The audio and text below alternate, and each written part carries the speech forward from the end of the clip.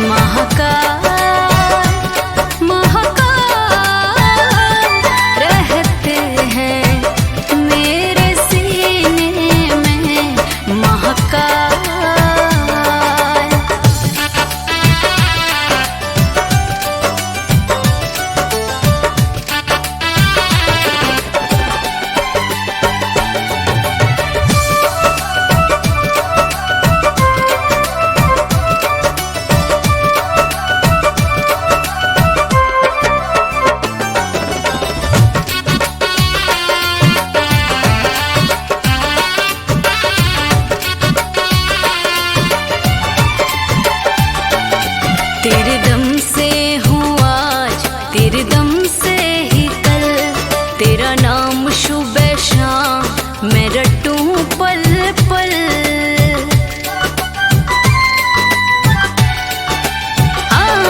तेरे दम से हूँ आज, तेरे दम से ही कल, तेरा नाम सुबह शाम मैं रटूं पल पल।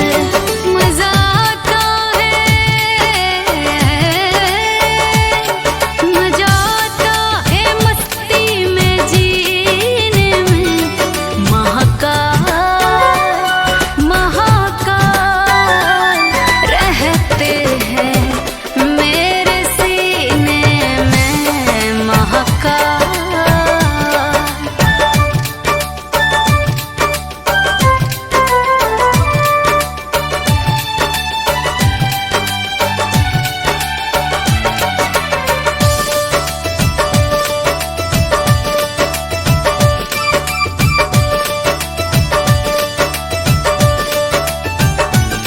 महाकाल के बच्चे हैं, क्या गम हमें, क्या से क्या हो गया क्या बताए तुम्हें। जय हो महाकाल की। महाकाल के बच्चे हैं, क्या गम हमें, क्या से क्या हो गया क्या बताए तुम्हें। जो है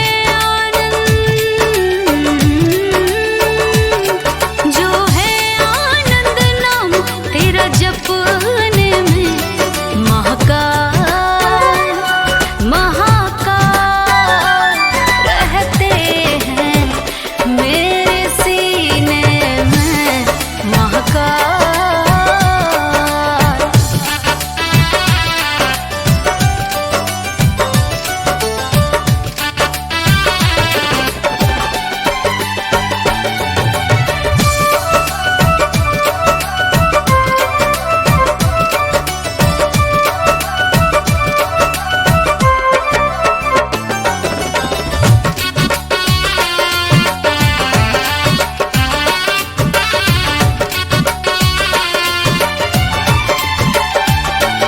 जो भी संकट आए बाबा हर लेते हैं, झोली खुशियों की पल भर में भर देते हैं।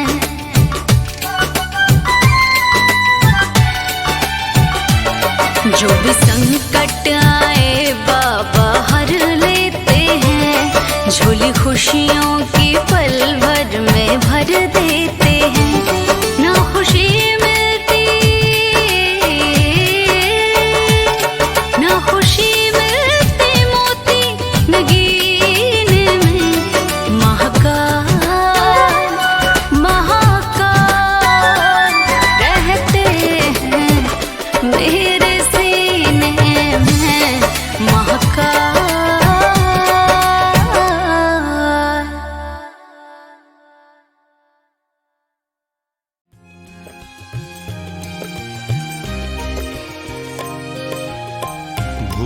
गुणत लघु गुणिन को, गुनी गुणत लघु भूप,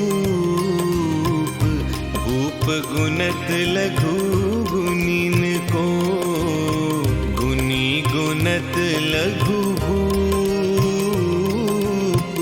रही मन गिरते भूमिलो, लखो तो के रूप रही माँ, लखो तो के रूप। भूप गुणत लघु गुणिन को, गुनी गुणत लघु भूप। रही मन गिरते भूमिला, लखो तो के रूप रही माँ, लखो तो के रूप। रहीम कहते हैं कि राजा राजपाट के नशे में साधु के गुणों को छोटा समझता है और साधु ऐसे राजा को छोटा समझते हैं। पर सत्य तो यही है, धरती से लेकर आकाश तक सब एक ही तो है। फिर ऊंच नीच का ये भेद क्यों? राम की नजर में राजा रंक, ज्ञानी मूर्ख सब एक ही है। परित्राणाय साधूनां विनाशाय च दुष्कृतां, धर्म संस्थापनार्थाय संभवामि युगे युगे। धर्म को फिर से स्थापित करने के लिए हर युग में कृष्ण अवतार लेते हैं।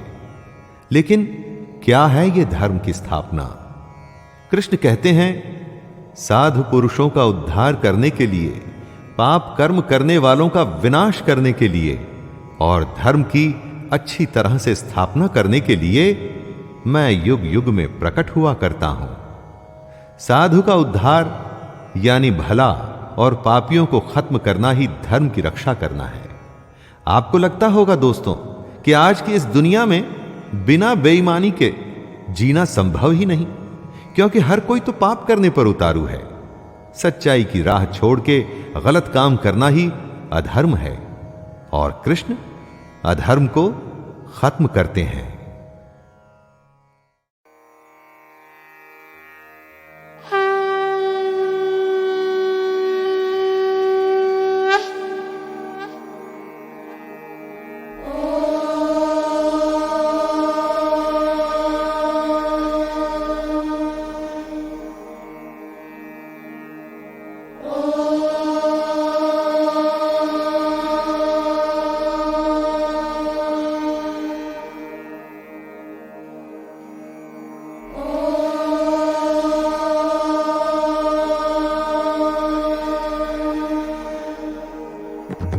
वक्रतुंड महाकाय सूर्यकोटि समप्रभा, निर्विघ्नं कुरु मे देव सर्वकार्येषु सर्वदा। वक्रतुंड महाकाय सूर्यकोटि समप्रभा, निर्विघ्नं कुरु मे देव सर्वकार्येषु सर्वदा।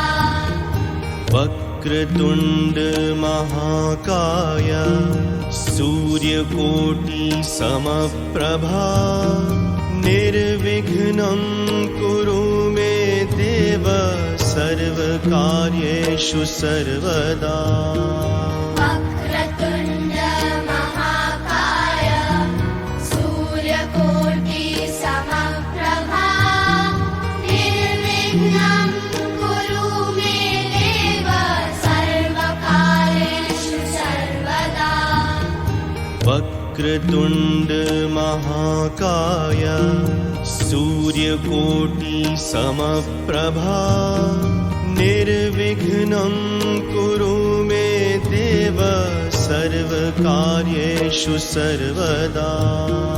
वक्रतुंड महाकाय सूर्यकोटि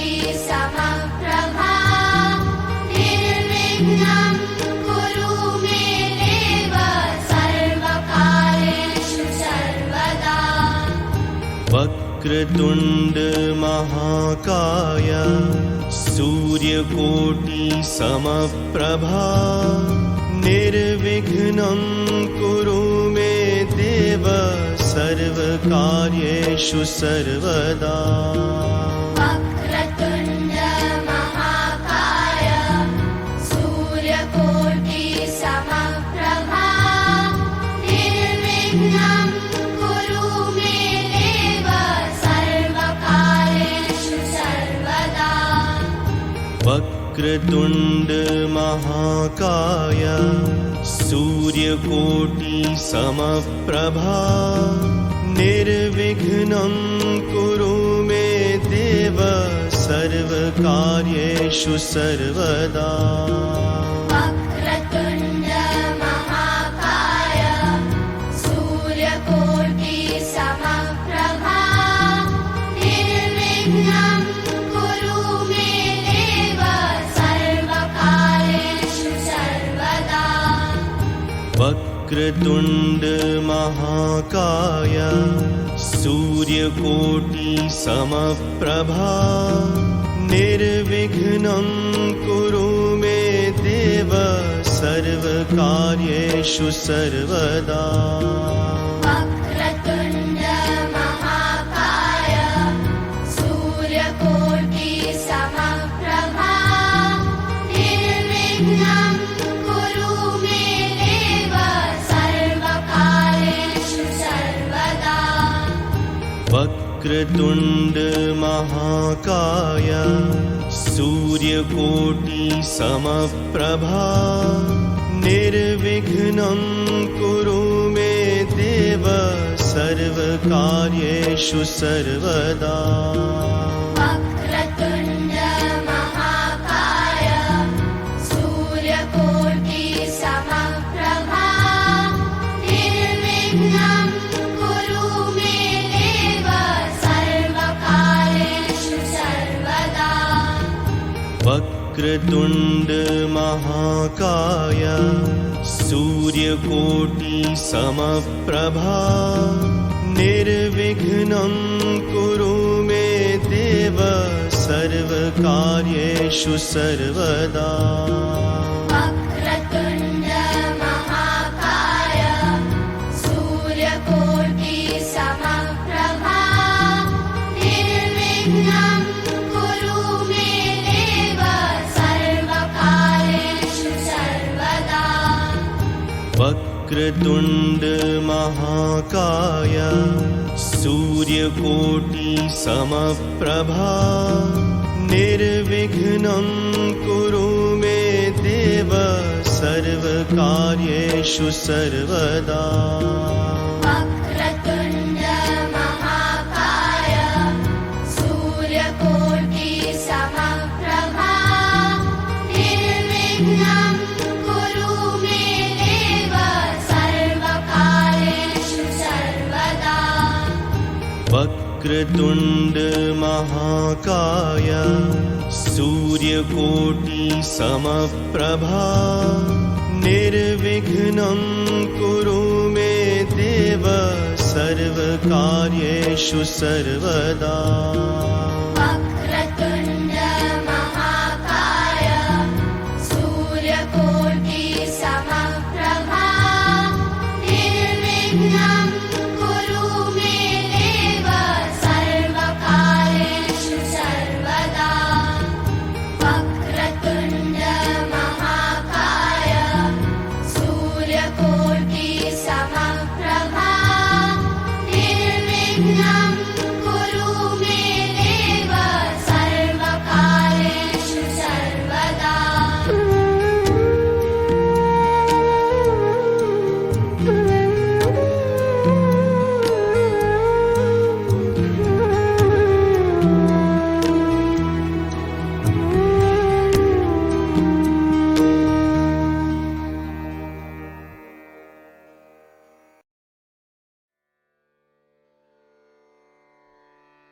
नमस्कार दोस्तों, मैं शैलेंद्र भारती आपका स्वागत करता हूं भागवत पुराण की कथा जिसका शीर्षक है कृष्ण और बलराम के नामकरण। जी हां, हम सबके कुछ न कुछ नाम होते हैं दोस्तों, जिससे हमें पहचाना जाता है। और लोगों के ही क्यों, दुनिया में हर वस्तु का कुछ न कुछ नाम होता है। ऐसी कोई वस्तु संभव ही नहीं कि उसका नाम ना हो। क्या यह नाम इंपॉर्टेंट होता है? आप कह सकते हैं कि what's in a name, a rose would smell as sweet by any other name. बात तो वैसे सही है कि गुलाब के फूल को कोई भी नाम दें, उसकी सुगंध वैसी ही रहेगी। पर क्या गुलाब के फूल को आप गोबर कहें तो उसके प्रति आपकी अट्रैक्शन सेम ही रहेगी? देखा जाए तो गोबर को भी एकदम पवित्र माना गया है। शेर को कल से यदि आप बकरी बुलाना शुरू कर दें तो उस शेर के प्रति क्या वो भय रह जाएगा, या उसके नाम में उसकी दहाड़ का आभास होगा? हमारी भारतीय संस्कृति में कहा गया है, नाम रूप अभेद, यानी कि जैसा रूप होता है वैसा ही उसका नाम, एंड वाइस वर्सा। इसीलिए हमारी सनातन व्यवस्था में नामकरण एक बहुत ही पवित्र परंपरा है जो बच्चे के जन्म के बाद की जाती है, जब बहुत सारी बातों को ध्यान में रखते हुए नन्हे शिशु को उसका नाम दिया जाता है। आज भागवत की यह सुंदर कथा लाया हूं जिसमें कृष्ण और उनके भाई बलराम के नामकरण के बारे में बताया गया है। तो जरा सुनिए और ध्यान देकर के समझिए कि नाम का क्या इंपॉर्टेंस होता है। कृष्ण वसुदेव और देवकी के पुत्र थे, पर उन्हें पालने वाले माता पिता नंद और यशोदा मैया थी। कृष्ण को मारने का काम तो चालू हो ही चुका था। पूतना अपना वार करते हुए अपने प्राण तक गंवा चुकी थी, और इसी वजह से कृष्ण के लिए यशोदा जी अधिक चिंता में रहती थीं। दूसरी ओर वसुदेव जी ने यदुवंशियों के कुल पुरोहित गंगाचार्य जी को बुलाया और उनसे विनती की कि वे गोकुल जाएं और नंद जी के पुत्रों का नामकरण संस्कार करा दें। श्री गंगाचार्य जी बहुत बड़े विद्वान थे। वे समझ गए कि दोनों पुत्र कौन हैं। अपना काम करने के लिए गंगाचार्य जी व्रज को निकल पड़े। गंगाचार्य जी व्रज में आकर नंद जी से मिले। इतने बड़े पुरोहित से उनके बच्चों का नामकरण होगा, ये सोच करके वे बहुत खुश हुए। पर गंगाचार्य जी के लिए एक समस्या थी। सब जानते थे कि गंगाचार्य यदुवंशियों के पुरोहित हैं। यदि वो दोनों बच्चों का नाम रखते तो कंस को विश्वास हो जाता कि ये देवकी के ही पुत्र हैं, और वो अधिक प्रयास से बच्चों को मरवाने के लिए राक्षस भेज देता। इसलिए कोई न कोई उपाय तो सोचना ही था। नंद जी चाहते थे कि गंगाचार्य जैसे विद्वान महात्मा के हाथों से ही बच्चों का नामकरण संस्कार हो। नंद जी ने एक सॉल्यूशन दिया कि क्यों न किसी एकांत जगह पर जाकर नाम रख दें, तो किसी को पता भी नहीं चलेगा। यह ऑप्शन गंगाचार्य जी को बहुत अच्छा लगा। उन्हें भी लगा कि काम भी हो जाएगा और किसी को कोई डाउट भी नहीं होगा। इससे दोनों बच्चों की गोपनीयता यानी कि सीक्रेसी भी बनी रहेगी और धर्म का काम भी हो जाएगा। तो सबसे पहले बारी आई बलराम का नाम रखने की। गंगाचार्य जी बोले, क्योंकि ये बालक अपने गुणों से लोगों का हित करेगा, उनके मन को प्रसन्न करेगा, इसलिए इसका नाम राम होगा। और क्योंकि ये असीमित बल का स्वामी होगा तो इसके नाम के साथ बल भी होगा। बल और राम इस तरह मिलकर के ये नाम बनता है बलराम। दोस्तों, कहते हैं कि योग माया ने बलराम को देवकी के गर्भ से खींच लिया था, इसलिए उन्हें संकर्षण भी कहा जाता है। गंगाचार्य जी ने तभी घोषणा कर दी थी कि यदुवंशियों की आपसी फूट मिटाकर बलराम उनमें एकता स्थापित करेगा। इसके बाद बारी आई दूसरे बालक की। दूसरा बालक तो था ही विचित्र। गंगाचार्य ने यशोदा और नंद जी को बताया कि तुम्हारा पुत्र अवतार ग्रहण करता ही रहता है, पर कभी इसका वर्ण श्वेत, कभी लाल तो कभी पीला होता है। ये जो बच्चा है ये कृष्ण वर्ण का है, यानी कि डार्क कॉम्प्लेक्शन। इसीलिए गंगाचार्य जी ने उस बालक का नाम रखा कृष्ण। बात यहीं रुकी नहीं। गंगाचार्य जी आगे बोले कि इस पुत्र के गुण असीमित हैं, अनलिमिटेड। सभी गुणों की बात तो वो कर नहीं सकते थे, उनमें से थोड़े ही वो जानते थे। पर यह बालक पूरे गोकुल को आनंदित करेगा और इसी पुत्र के कारण नंद और यशोदा जी विपत्तियों से बचे हुए रहेंगे। इस पुत्र ने जिसका कि नाम कृष्ण पड़ा, उसने केवल गोकुल ही नहीं, पूरे भारतवर्ष, पूरे विश्व को आनंदित किया। एक ऐसे युग पुरुष, ईश्वर, भगवान और आदर्श के रूप में वो हमारे सामने आए कि आज भी उनकी गाथा से, उनके किए हुए काम से हम जीवन को जीना सीखते हैं। तो यही थी वो कथा जिसमें बलराम और कृष्ण का नामकरण किया गया। दोस्तों, आप जरा सोचिए तो, हमारे शास्त्रों में नामकरण संस्कार की कितनी बड़ी उपयोगिता है। बिना सोचे समझे जो हम किसी बच्चे का कुछ भी नाम रख देते हैं, क्या वो सही है? जन्मतिथि, नवग्रह और न जाने कितनी ही बातों का ध्यान रखते हुए पुरोहित या पंडित शास्त्रीय तरीके से एक बच्चे का नाम रखने की प्रक्रिया को पूरा करते हैं। इसको पुराने जमाने की बीती हुई बात न माने, उसकी वैल्यू और इंपॉर्टेंस को समझें और अपने जीवन में उतारिए।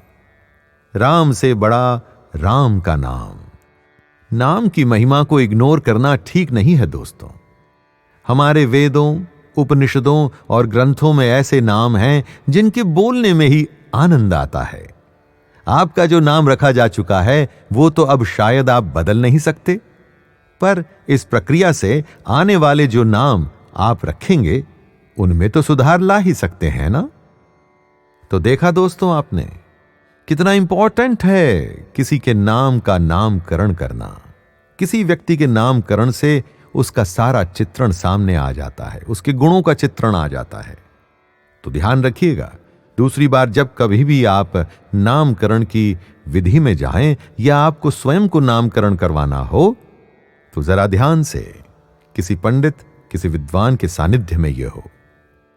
आशा करता हूं आप इसे अवश्य फॉलो करेंगे। तो आज्ञा दीजिए अपने दोस्त शैलेंद्र भारती को। धन्यवाद।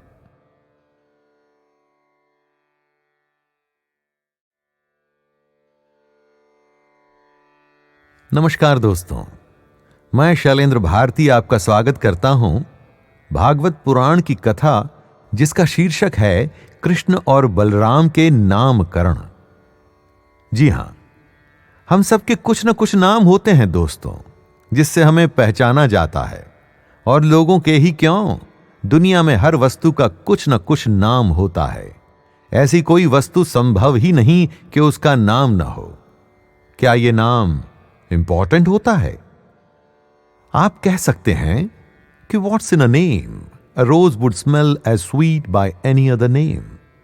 बात तो वैसे सही है कि गुलाब के फूल को कोई भी नाम दें, उसकी सुगंध वैसी ही रहेगी। पर क्या गुलाब के फूल को आप गोबर कहें तो उसके प्रति आपकी अट्रैक्शन सेम ही रहेगी? देखा जाए तो गोबर को भी एकदम पवित्र माना गया है।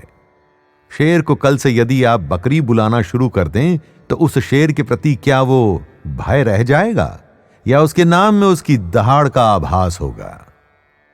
हमारी भारतीय संस्कृति में कहा गया है, नाम रूप अभेद, यानी कि जैसा रूप होता है वैसा ही उसका नाम, एंड वाइस वर्सा। इसीलिए हमारी सनातन व्यवस्था में नामकरण एक बहुत ही पवित्र परंपरा है जो बच्चे के जन्म के बाद की जाती है, जब बहुत सारी बातों को ध्यान में रखते हुए नन्हे शिशु को उसका नाम दिया जाता है। आज भागवत की यह सुंदर कथा लाया हूं जिसमें कृष्ण और उनके भाई बलराम के नामकरण के बारे में बताया गया है। तो जरा सुनिए और ध्यान देकर के समझिए कि नाम का क्या इंपॉर्टेंस होता है। कृष्ण वसुदेव और देवकी के पुत्र थे, पर उन्हें पालने वाले माता पिता नंद और यशोदा मैया थी। कृष्ण को मारने का काम तो चालू हो ही चुका था। पूतना अपना वार करते हुए अपने प्राण तक गंवा चुकी थी, और इसी वजह से कृष्ण के लिए यशोदा जी अधिक चिंता में रहती थीं।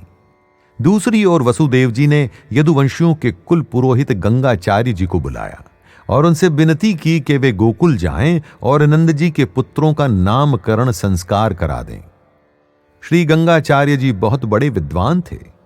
वे समझ गए कि दोनों पुत्र कौन हैं। अपना काम करने के लिए गंगाचार्य जी व्रज को निकल पड़े। गंगाचार्य जी व्रज में आकर नंद जी से मिले। इतने बड़े पुरोहित से उनके बच्चों का नामकरण होगा, ये सोच करके वे बहुत खुश हुए। पर गंगाचार्य जी के लिए एक समस्या थी। सब जानते थे कि गंगाचार्य यदुवंशियों के पुरोहित हैं। यदि वो दोनों बच्चों का नाम रखते तो कंस को विश्वास हो जाता कि ये देवकी के ही पुत्र हैं, और वो अधिक प्रयास से बच्चों को मरवाने के लिए राक्षस भेज देता। इसलिए कोई न कोई उपाय तो सोचना ही था। नंद जी चाहते थे कि गंगाचार्य जैसे विद्वान महात्मा के हाथों से ही बच्चों का नामकरण संस्कार हो। नंद जी ने एक सॉल्यूशन दिया कि क्यों न किसी एकांत जगह पर जाकर नाम रख दें, तो किसी को पता भी नहीं चलेगा। यह ऑप्शन गंगाचार्य जी को बहुत अच्छा लगा। उन्हें भी लगा कि काम भी हो जाएगा और किसी को कोई डाउट भी नहीं होगा। इससे दोनों बच्चों की गोपनीयता यानी कि सीक्रेसी भी बनी रहेगी और धर्म का काम भी हो जाएगा। तो सबसे पहले बारी आई बलराम का नाम रखने की। गंगाचार्य जी बोले, क्योंकि ये बालक अपने गुणों से लोगों का हित करेगा, उनके मन को प्रसन्न करेगा, इसलिए इसका नाम राम होगा। और क्योंकि ये असीमित बल का स्वामी होगा तो इसके नाम के साथ बल भी होगा। बल और राम इस तरह मिलकर के ये नाम बनता है बलराम। दोस्तों, कहते हैं कि योग माया ने बलराम को देवकी के गर्भ से खींच लिया था, इसलिए उन्हें संकर्षण भी कहा जाता है। गंगाचार्य जी ने तभी घोषणा कर दी थी कि यदुवंशियों की आपसी फूट मिटाकर बलराम उनमें एकता स्थापित करेगा। इसके बाद बारी आई दूसरे बालक की। दूसरा बालक तो था ही विचित्र। गंगाचार्य ने यशोदा और नंद जी को बताया कि तुम्हारा पुत्र अवतार ग्रहण करता ही रहता है, पर कभी इसका वर्ण श्वेत, कभी लाल तो कभी पीला होता है। ये जो बच्चा है ये कृष्ण वर्ण का है, यानी कि डार्क कॉम्प्लेक्शन। इसीलिए गंगाचार्य जी ने उस बालक का नाम रखा कृष्ण। बात यहीं रुकी नहीं। गंगाचार्य जी आगे बोले कि इस पुत्र के गुण असीमित हैं, अनलिमिटेड। सभी गुणों की बात तो वो कर नहीं सकते थे, उनमें से थोड़े ही वो जानते थे, पर यह बालक पूरे गोकुल को आनंदित करेगा। और इसी पुत्र के कारण नंद और यशोदा जी विपत्तियों से बचे हुए रहेंगे। इस पुत्र ने, जिसका कि नाम कृष्ण पड़ा, उसने केवल गोकुल ही नहीं, पूरे भारतवर्ष, पूरे विश्व को आनंदित किया। एक ऐसे युग पुरुष, ईश्वर, भगवान और आदर्श के रूप में वो हमारे सामने आए कि आज भी उनकी गाथा से, उनके किए हुए काम से हम जीवन को जीना सीखते हैं। तो यही थी वो कथा जिसमें बलराम और कृष्ण का नामकरण किया गया। दोस्तों, आप जरा सोचिए तो, हमारे शास्त्रों में नामकरण संस्कार की कितनी बड़ी उपयोगिता है। बिना सोचे समझे जो हम किसी बच्चे का कुछ भी नाम रख देते हैं, क्या वो सही है? जन्मतिथि, नवग्रह और न जाने कितनी ही बातों का ध्यान रखते हुए पुरोहित या पंडित शास्त्रीय तरीके से एक बच्चे का नाम रखने की प्रक्रिया को पूरा करते हैं। इसको पुराने जमाने की बीती हुई बात न माने, उसकी वैल्यू और इंपॉर्टेंस को समझें और अपने जीवन में उतारिए। राम से बड़ा राम का नाम। नाम की महिमा को इग्नोर करना ठीक नहीं है दोस्तों। हमारे वेदों, उपनिषदों और ग्रंथों में ऐसे नाम हैं जिनके बोलने में ही आनंद आता है। आपका जो नाम रखा जा चुका है वो तो अब शायद आप बदल नहीं सकते, पर इस प्रक्रिया से आने वाले जो नाम आप रखेंगे उनमें तो सुधार ला ही सकते हैं ना।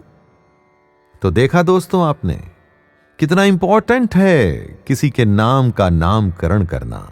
किसी व्यक्ति के नामकरण से उसका सारा चित्रण सामने आ जाता है, उसके गुणों का चित्रण आ जाता है।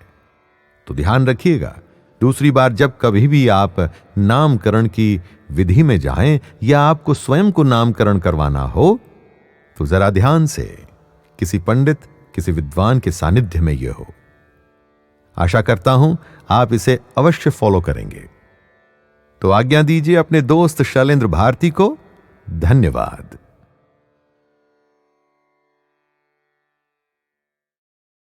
राधे श्याम मेरा श्याम बंसी पुकारे नाम। राधे श्याम मेरा श्याम बंसी पुकारे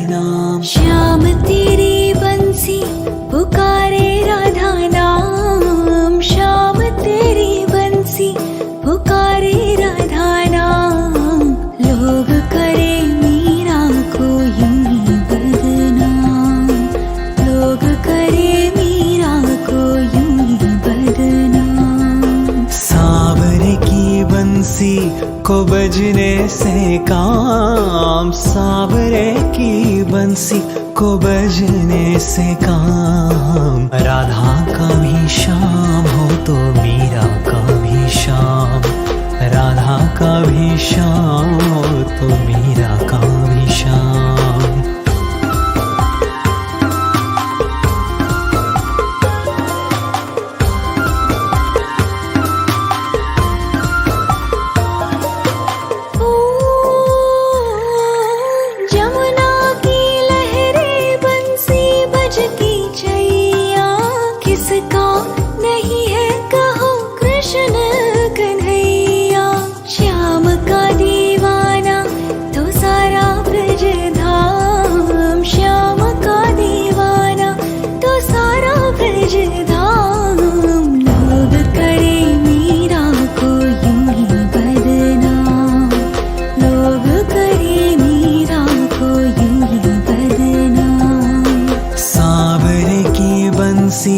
को बजने से काम, सावरे की बंसी को बजने से काम। राधा का भी श्याम हो तो मीरा का भी श्याम, राधा का भी श्याम हो तो मीरा का भी श्याम।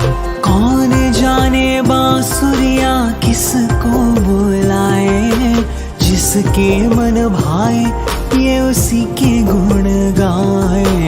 कौन नहीं बंसी की धुन का गुलाम, कौन नहीं बंसी की धुन का गुलाम।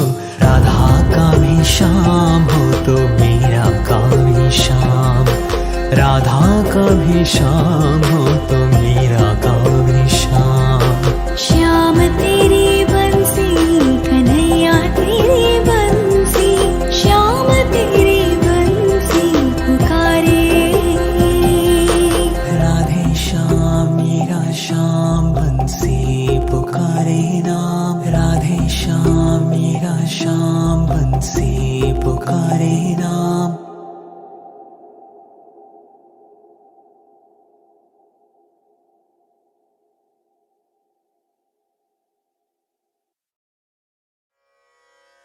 यथा सर्वगतं सौक्षम्यादाकाशं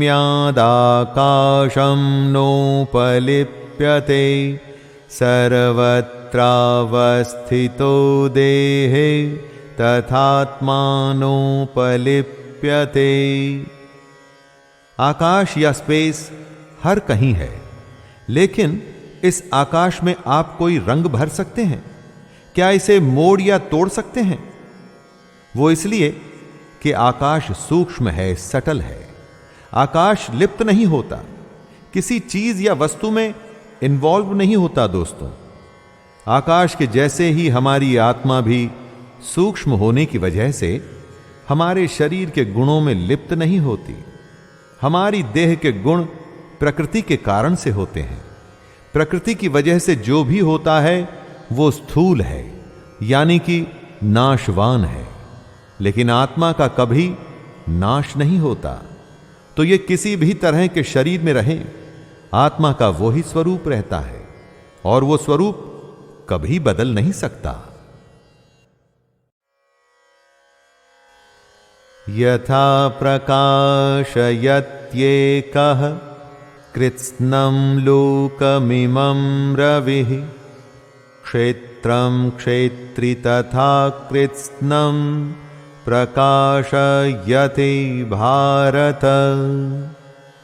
जब सूर्य प्रकाशित होता है तो उसका प्रकाश सब तरफ फैलता है, जमीन पर भी, पेड़ पर भी, पक्षी पर भी और हर किसी वस्तु पर। तो क्या हम ये कह सकते हैं कि सूर्य का प्रकाश कैसे बंट के हर वस्तु पर या प्राणी पर पड़ रहा है? नहीं, वो प्रकाश तो एक है और सब पर गिर रहा है। हर किसी को वो प्रकाशित कर रहा है। इसी तरह से आत्मा भी है। एक ही आत्मा संपूर्ण क्षेत्र को प्रकाशित करता है। सूर्य की तरह ही हम सब में, जीव या निर्जीव में, आत्मा एक ही है और वो किसी में लिप्त नहीं। इस तरह से आप भी आत्मा को एक ही माने दोस्तों। उसे एक परमात्मा माने, बटा हुआ नहीं।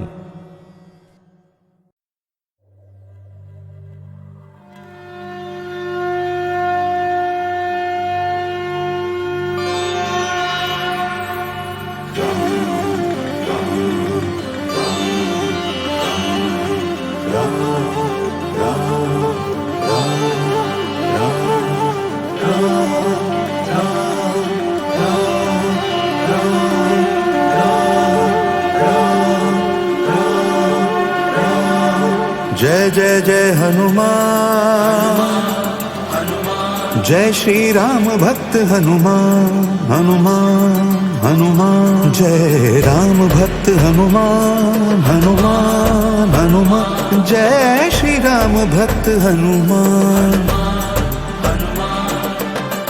जय जय राम भक्त हनुमान, जय जय महावीर बलवान।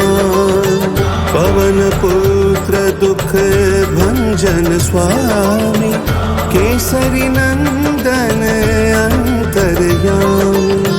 हनुमान अंजनी दुलारे, हनुमान है जग से न्यारे। हनुमान भक्तन सुखदाता, हनुमान है भाग्य विधाता। जय राम भक्त हनुमान, हनुमान हनुमान। जय श्री राम भक्त हनुमान।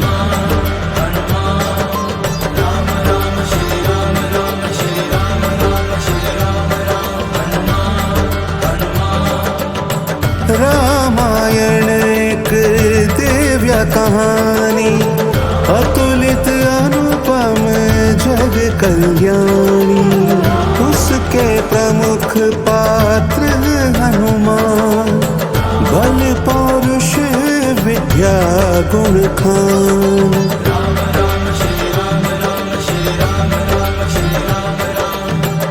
रोम रोम में राम रमावे, मन मंदिर में राम बसावे। तन मन वचन प्राण में राम, हृदय राम का सुंदर धाम।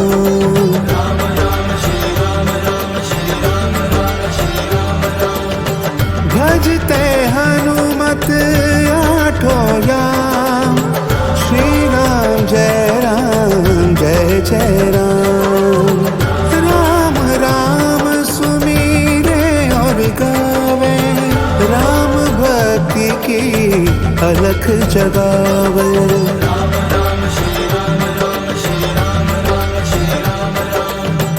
राम की सेवा राम का काम, सारा जीवन राम के नाम। राम राम ही जपे हमेशा, हरते सबके कष्ट कलेशा।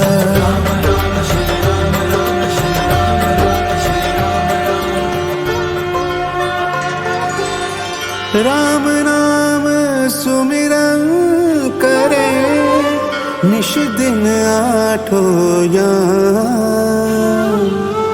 राम काज को छोड़ कर और न दूजा काम। वाल्मीकि ने महिमा गाई, तुलसीदास ने कीर्ति सुनाई। नीति धर्म विरुद्ध ना करते, रामचरण में नित सिर धरते। नदियों में है गंगा जैसे, भक्तों में बजरंगी वैसे।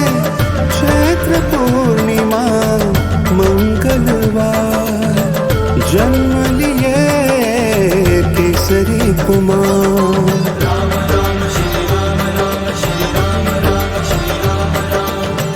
लगी भूख बचपन में उनको, खोज रहे थे वो भोजन को। पूरब छाई, सूरज ने किरणें फैलाई।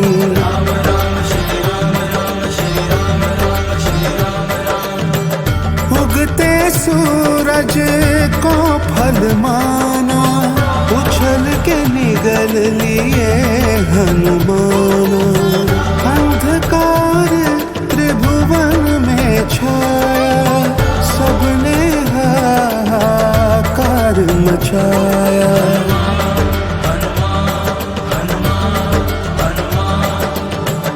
इंद्र से राहु शिकायत कीनी, मूल समस्या जा कह दीनी।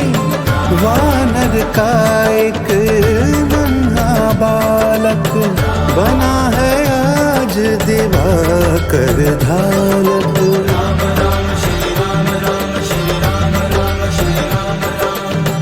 उससे प्राण बचा कर आया, सूर्य ग्रहण में ना कर पाया। जो शाश्वत अधिकार हमारा, उस पर दुष्ट ने क्यों मुँह मारा।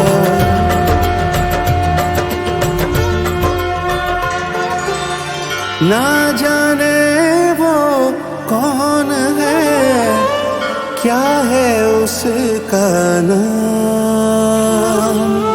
नन्हा शिशु कैसे किया प्रभु असंभव काम। ये अन्याय असह्य और भारी, हरि ये चिंता पीड़ा सारी। हे देवेंद्र न्याय प्रभु करिए, उस अन्यायी का वध करिए। सुन लो राहु बात अब मेरी, शीघ्र बजेगी अब रणभेरी। जिसने छीना स्वत्व तुम्हारा, वो बैरी है घोर हमारा।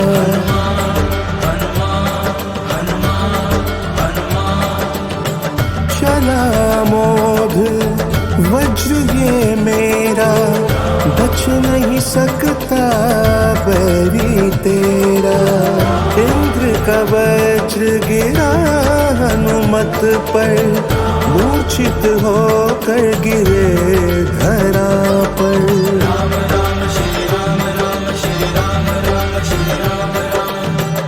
क्रुद्ध पवन ने वायु रोक दी, पुत्र हेतु निज शक्ति झोंक दी। हाहाकार मचा त्रिभुवन में, विधि से लगे विनय सब करने।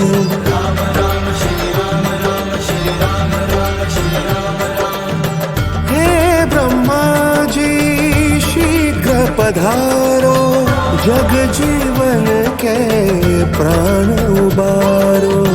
प्रकटे शीघ्र वहाँ करता, हनुमत का लिए प्राण उबार।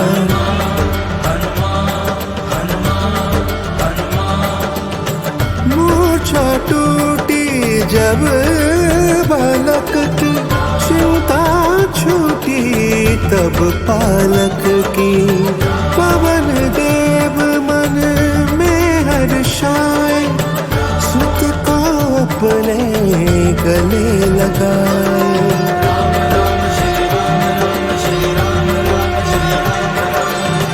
शोक क्रोध सब त्याग कर, रिझ गए तत्काल। वायुदेव प्रतिबंध निज, जग से दीने टाल। निज प्रतिशोध प्रतिज्ञा तोड़ी, जग में प्राण वायु तब छोड़ी।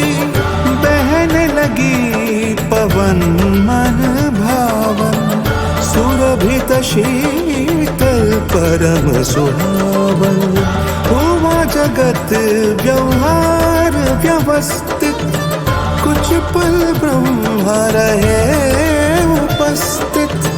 फिर वरदान दिए हनुमत को, कीन्हे चिंता मुक्त जगत को।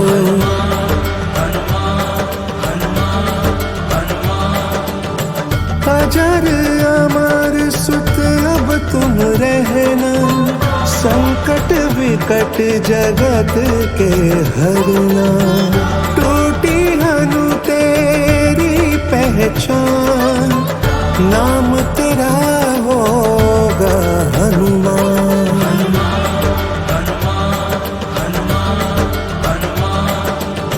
सब देवों से आशीष पाकर, अद्वितीय हनुमान गुणाकर। राम सुग्रीव की भेंट कराई, मैत्री दोनों में करवाई।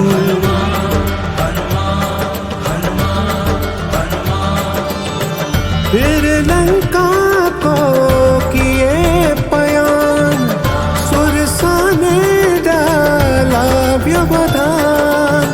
मुख प्रवेश कर बाहर आए, सुरसा को निज शक्ति दिखाए।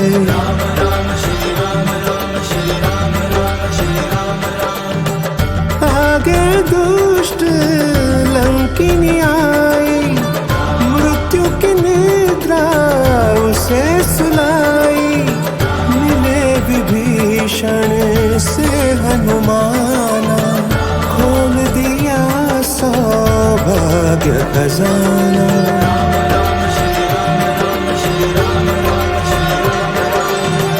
प्रेम मुदित मन से किए वर्ण राम चरित्र, मुग्ध विभीषण हो गए, तन मन हुए पवित्र। राम भक्त हनुमान का, दर्शन है सुख सार। कर देते भव सिंधु से, जीवन नैया पार। सागर लांग पहुँच गए लंका, बजा दिया हनुमत ने डंका। सीता चरण शीश झुकाया, अजर अमर का आशीष पाया।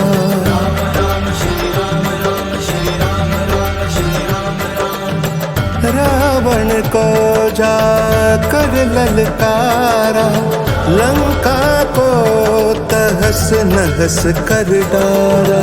सीता का संदेश लाए, राम लखन को शीघ्र सुनाए।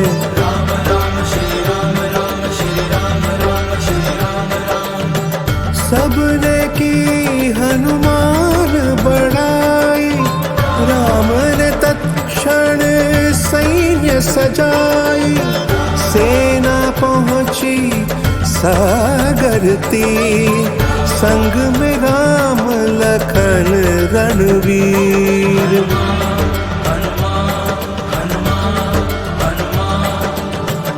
राम नाम पत्थर में लिख कर, ठहरा दिए सिंधु के जल पर। राम से तू जग में विख्यात, दुनिया जिसे झुकाती माथ।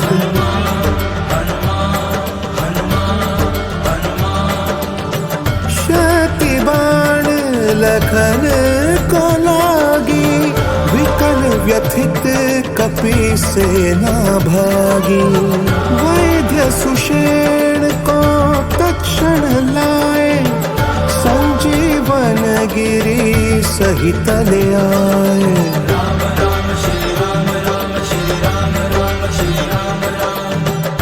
ही रावण को जाकर मारे, लखन के प्राण उबारे। मर गया रावण अत्याचारी, सुर नर मुनि सब भय सुखारी।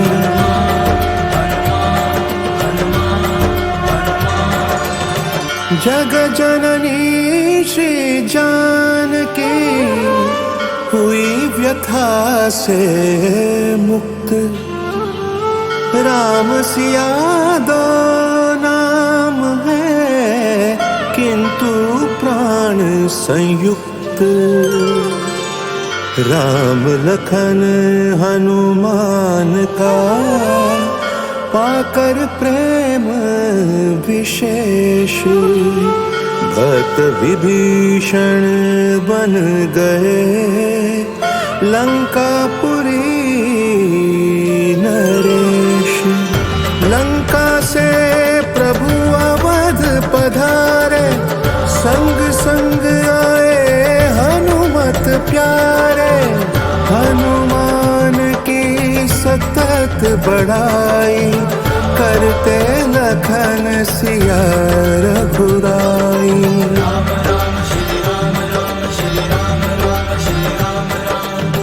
उपकारी हनुमान समाना, जग में देखा सुना जाना। जग में कार्य असंभव जो है, हनुमान से संभव सो है।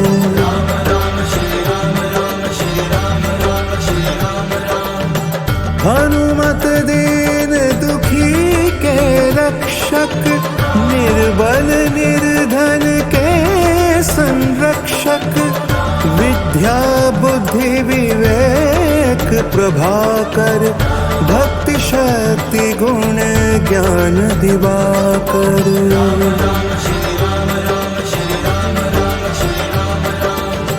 कहते हैं सब साधु संता, न्याय प्रभाकर है हनुमंता। पहले राम का नाम उचारो, पीछे श्री हनुमान पुकारो।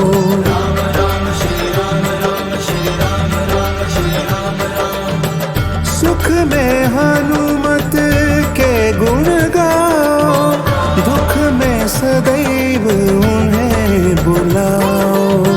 हनुमान है सत्य निरंजन, हनुमान कली क्लेश विभंजन।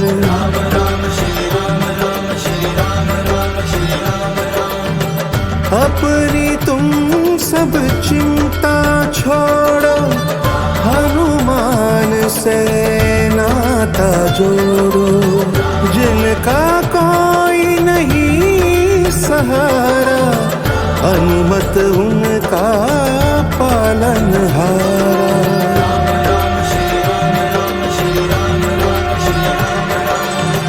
दुख भंजन को सौंप दे अपनी जीवन डोर। निश्चय ही छट जाएगी विपत्ति घटा घन घोर। श्रद्धा रख कर नित जपो, मन की माला फेर। भरणी भद्रा सब छंटे, लगे न किंचित देर। राम है अनुमत के नस नस में, हनुमान है राम के बस में। राम की आज्ञा सिर में धरते, किंचित नहीं अब क्या करते।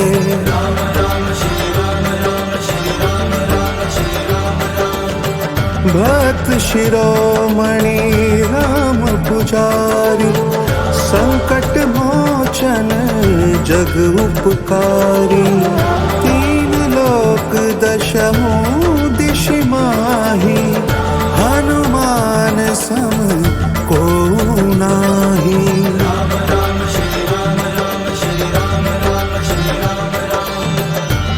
अजर अमर अविचल गुणवंता अनहद अपरंपार अनंता पवन तनया है अंतर्यामी पूर्ण काम अगम्य अकामी।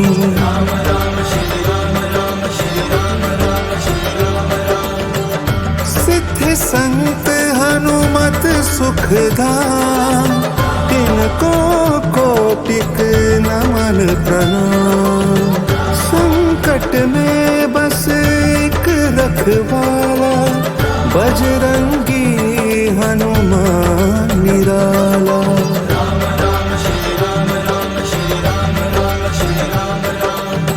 हनुमत हनुमत सुमिरो गाओ अपनी बिगड़ी स्वयं बनाओ। हनुमत नाम सुनत दुख भागे सोया भाग्य शीघ्र ही जागे।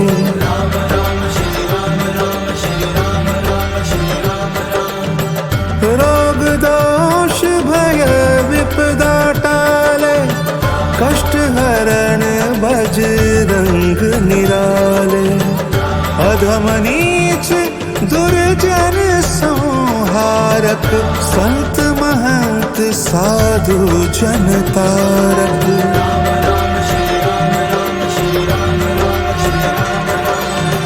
हनुमत तुलसीदास के दीनों भाग्य जगाए।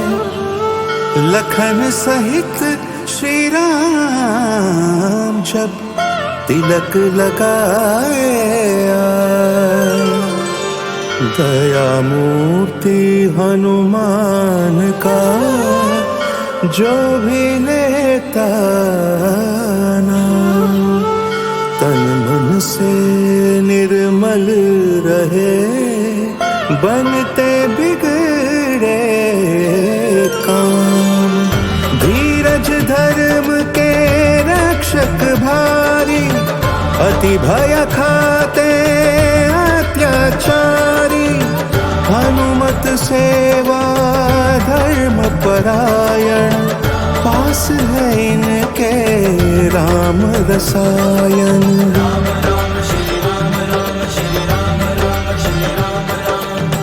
प्रेम से राम नाम धुन गाओ भाव सहित हनुमान को ध्याओ।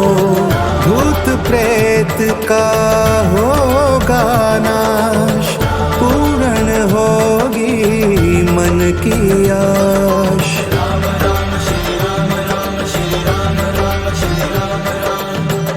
शत्रु राह से हट जाएंगे दुख के बादल छट जाएंगे। मंगल मूरत मारुति नंदन दुष्ट दलन और असुर निकंदन।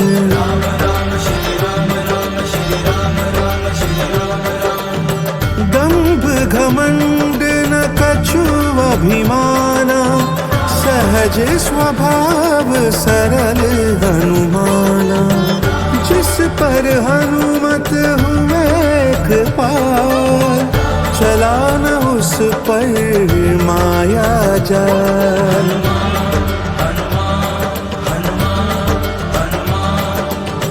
महावीर अतिशय सुखदाई दीनहीन के सदा सहाई। भक्ति की युक्ति सदा बतलाते जन्म मरण से मुक्ति दिलाते।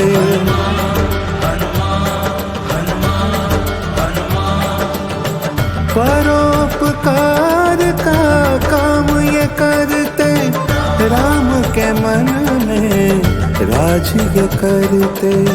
दुर्गम काज सुगम कर देते जन जन की विपदा हर लेते।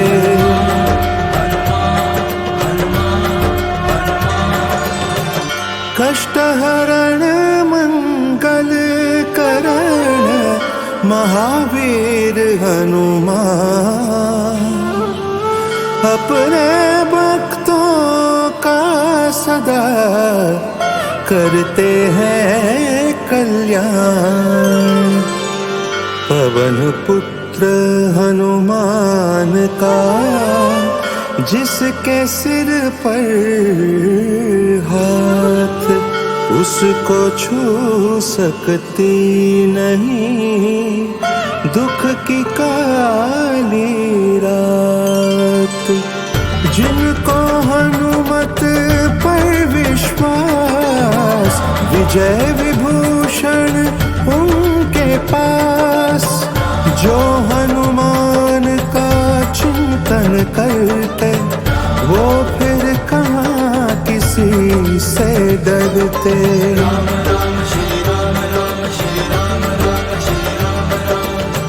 हनुमत नाम जो कोई जापे, उससे शत्रु निरंतर कांपे। भुज बल पौरुष प्रबल प्रचंड, अद्भुत क्षमता अटल अखंड।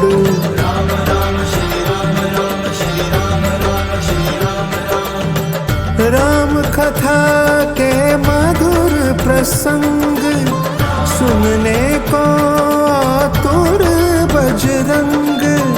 जहाँ भक्त जन कीर्तन करते, हनुमत वहाँ उपस्थित रहते।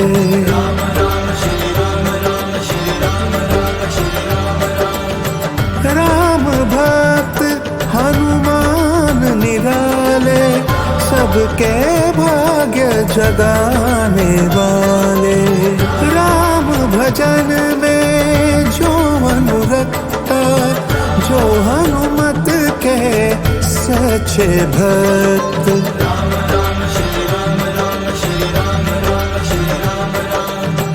ग्रह पीड़ा उनको न होती, मिलते सुख वैभव के मोती।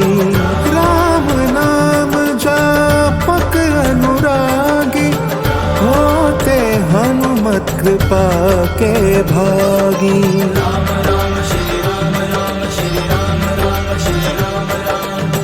हनुमान की महिमा न्यारी, नतमस्तक है दुनिया सारी।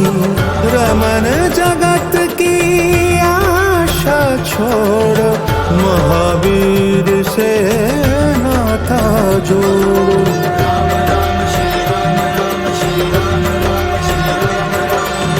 रे मन तू हनुमान से नेह लगा कर देख। कष्टों से मुक्ति मिले, मिटे विधाता लेख। हर एक मंगलवार को अर्पित कर सिंदूर। राम भक्त हनुमान जी करेंगे संकट दूर। हनुमान के भक्त को ना छेड़े शनि देवा, धैया 7:30 से रहते मुक्त सदैव। जय जय जय हनुमान, जय जय दया निधान। जय जय जय हनुमान, जय जय दया निधान। जय महाबली हनुमान, जय जय कृपा निधान। जय महाबली हनुमान, जय जय कृपा निधान। जय हनुमान, जय श्री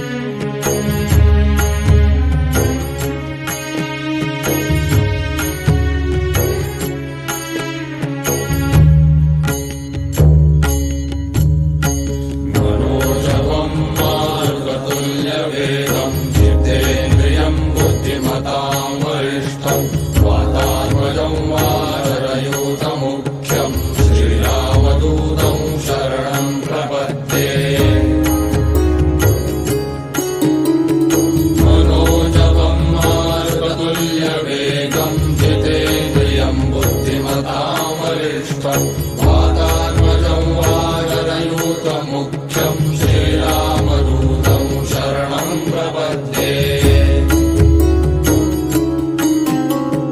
मनोजवं मारुततुल्यवेगं जितेन्द्रियं बुद्धिमतां वरिष्ठं वातात्मजं वानरयूतमुख्यं श्रीरामदूतं शरणं प्रपद्ये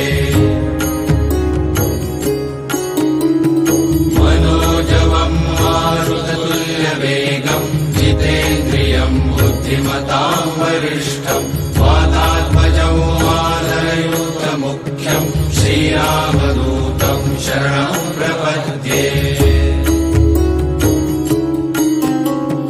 मनोजवं मारुततुल्यवेगं जितेन्द्रियं बुद्धिमतां वरिष्ठं वातात्मजं वानरयूतमुख्यं श्रीरामदूतं शरणं प्रपद्ये मनोजवं मारुततुल्यवेगं जितेन्द्रियं बुद्धिमतां वरिष्ठं वातात्मजं वानरयूतमुख्यं श्रीरामदूतं शरणं प्रपद्ये मनोजवं मारुततुल्यवेगं जितेन्द्रियं बुद्धिमतां वरिष्ठं वातात्मजं वानरयूतमुख्यं श्रीरामदूतं शरणं प्रपद्ये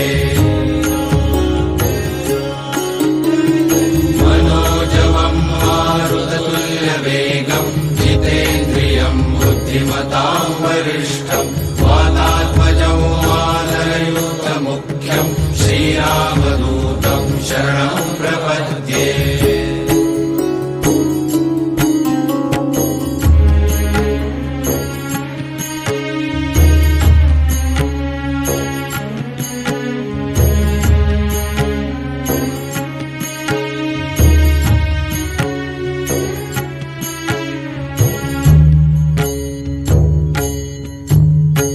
मनोजवं मारुततुल्यवेगं जितेन्द्रियं बुद्धिमतां वरिष्ठं वातात्मजं वानरयूतमुख्यं श्रीरामदूतं शरणं प्रपद्ये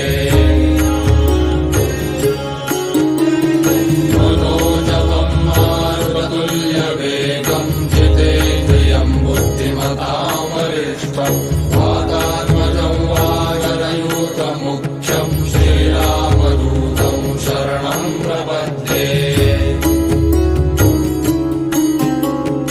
मनोजवं मारुततुल्यवेगं जितेन्द्रियं बुद्धिमतां वरिष्ठं वातात्मजं वानरयूतमुख्यं श्रीरामदूतं शरणं प्रपद्ये मनोजवं मारुततुल्यवेगं जितेन्द्रियं बुद्धिमतां वरिष्ठं वातात्मजं वानरयूतमुख्यं श्रीरामदूतं शरणं प्रपद्ये मनोजवं मारुततुल्यवेगं जितेन्द्रियं बुद्धिमतां वरिष्ठं वातात्मजं वानरयूतमुख्यं श्रीरामदूतं शरणं प्रपद्ये मनोजवं मारुततुल्यवेगं जितेन्द्रियं बुद्धिमतां वरिष्ठं वातात्मजं वानरयूतमुख्यं श्रीरामदूतं शरणं प्रपद्ये मनोजवं मारुततुल्यवेगं जितेन्द्रियं बुद्धिमतां वरिष्ठं वातात्मजं वानरयूतमुख्यं श्रीरामदूतं शरणं प्रपद्ये मनोजवं मारुततुल्यवेगं जितेन्द्रियं बुद्धिमतां वरिष्ठं वातात्मजं वानरयूतमुख्यं श्रीरामदूतं शरणं प्रपद्ये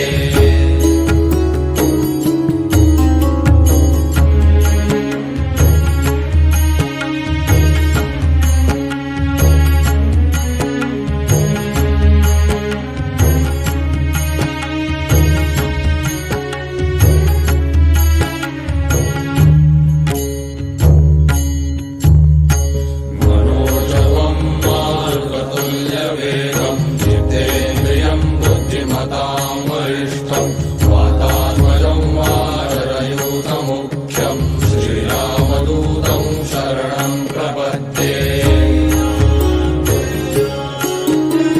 मनोजवं मारुततुल्यवेगं जितेन्द्रियं बुद्धिमतां वरिष्ठं वातात्मजं वानरयूथमुख्यं श्रीरामदूतं शरणं प्रपद्ये मनोजवं मारुततुल्यवेगं जितेन्द्रियं बुद्धिमतां वरिष्ठं वातात्मजं वानरयूथमुख्यं श्रीरामदूतं शरणं प्रपद्ये मनोजवं मारुततुल्यवेगं जितेन्द्रियं बुद्धिमतां वरिष्ठं वातात्मजं वानरयूथमुख्यं श्रीरामदूतं शरणं प्रपद्ये मनोजवं मारुततुल्यवेगं जितेन्द्रियं बुद्धिमतां वरिष्ठं वातात्मजं वानरयूथमुख्यं श्रीरामदूतं शरणं प्रपद्ये मनोजवं मारुततुल्यवेगं जितेन्द्रियं बुद्धिमतां वरिष्ठं वातात्मजं वानरयूथमुख्यं श्रीरामदूतं शरणं प्रपद्ये मनोजवं मारुततुल्यवेगं जितेन्द्रियं बुद्धिमतां वरिष्ठं वातात्मजं वानरयूथमुख्यं श्रीरामदूतं शरणं प्रपद्ये मनोजवं मारुततुल्यवेगं जितेन्द्रियं बुद्धिमतां वरिष्ठं वातात्मजं वानरयूथमुख्यं श्रीरामदूतं शरणं प्रपद्ये मनोजवं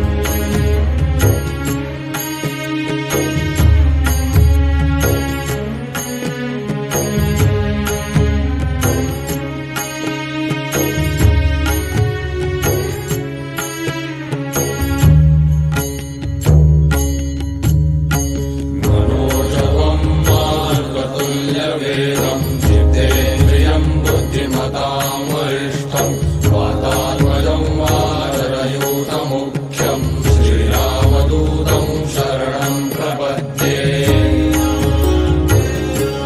मनोजवं मारुततुल्यवेगं जितेन्द्रियं बुद्धिमतां वरिष्ठं वातात्मजं वानरयूथमुख्यं श्रीरामदूतं शरणं प्रपद्ये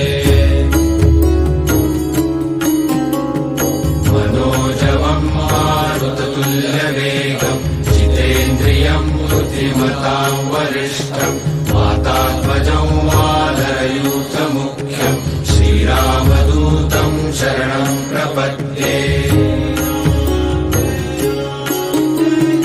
मनोजवं मारुततुल्यवेगं जितेन्द्रियं बुद्धिमतां वरिष्ठं वातात्मजं वानरयूथमुख्यं श्रीरामदूतं शरणं प्रपद्ये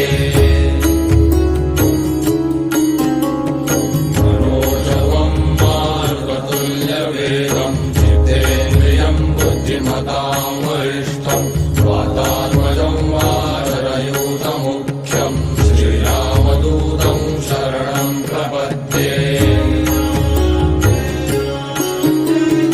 मनोजवं मारुततुल्यवेगं जितेन्द्रियं बुद्धिमतां वरिष्ठं वातात्मजं वानरयूथमुख्यं श्रीरामदूतं शरणं प्रपद्ये मनोजवं मारुततुल्यवेगं जितेन्द्रियं बुद्धिमतां वरिष्ठं वातात्मजं वानरयूथमुख्यं श्रीरामदूतं शरणं प्रपद्ये मनोजवं मारुततुल्यवेगं जितेन्द्रियं बुद्धिमतां वरिष्ठं वातात्मजं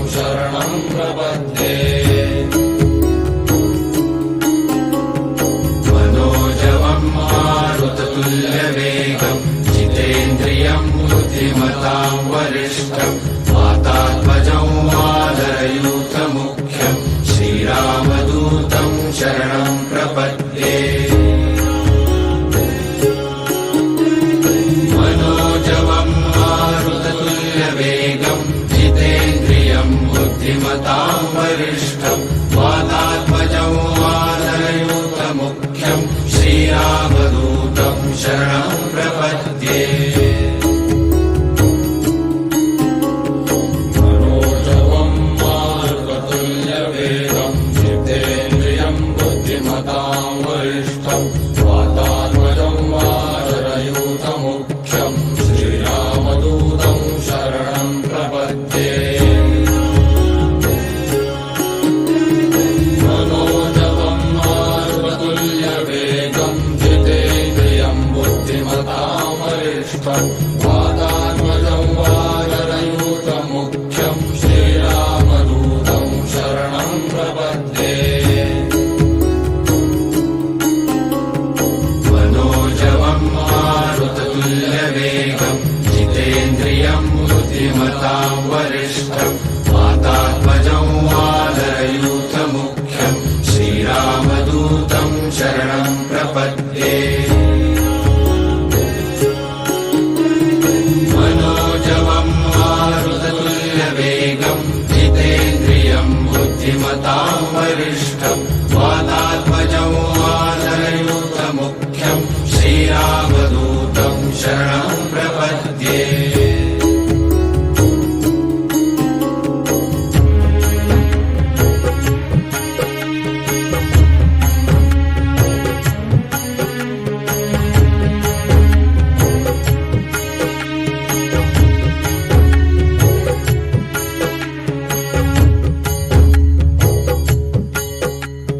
मनोजवं मारुततुल्यवेगं जितेन्द्रियं बुद्धिमतां वरिष्ठं वातात्मजं वानरयूतमुख्यं श्रीरामदूतं शरणं प्रपद्ये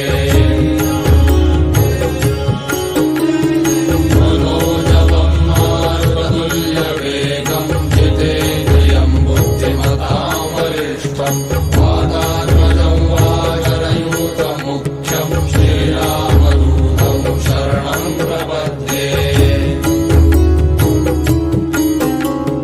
मनोजवं मारुततुल्यवेगं जितेन्द्रियं बुद्धिमतां वरिष्ठं वातात्मजं वानरयूतमुख्यं श्रीरामदूतं शरणं प्रपद्ये